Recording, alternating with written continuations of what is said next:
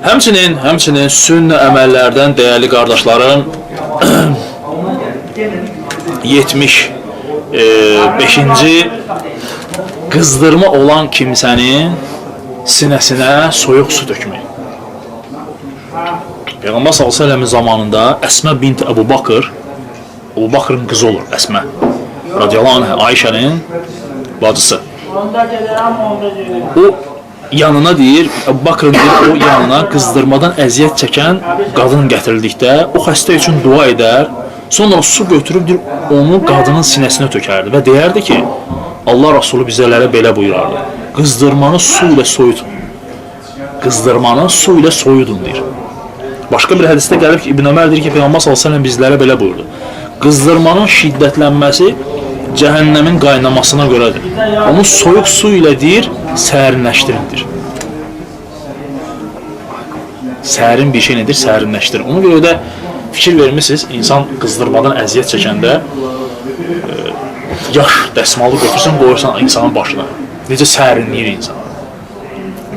Ona görə Peyğəmbər s.ə.v buyurur ki, insanın qızdırması var, qalxıra. O cəhənnəmin qaynamasına görədir. Cəhənnəmin qaynamasına görədir insanın hərarəti və qızdırmağı da heç vaxt Peyğəmbər icazə vermir söyləməyə. Çünki qızdırmadır insanın günahlarını aparır. İnsanın günahlarını təmizləyir. Ona görə də insan qızdırma olanda sinəsinə soyuq su tökmək. Yəni buz kimi yox, sərin su tökürsən.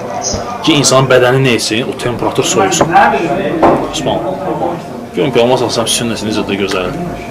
Vallahi ki, biz indi 2 dənə hədis oxuduq amma bunu ətraflı şəkildə oturub araşdırsan, bu niyə görə o İbn Qeym rahimehullah Peyğəmbər Tibbun Nəbəviyyə, yəni Peyğəmbərin tibbi adlı kitabı var.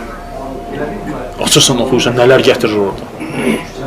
Biz sadəcə riayət eləmirik. Biz ancaq örgəşmişik dərmanlar, kimyəvi ximikat dərmanları təkəb edən bizə. Və gəlib ki, hədisdə ki, Amirin oğlu daxil olub bu duanı oxuyardı.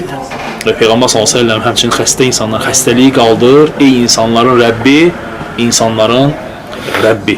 Yəni o xəstəliyi qaldır. Bu dua var müsəlman qalasında. Peyğəmbər s.ə.v bu duanı oxuyardı.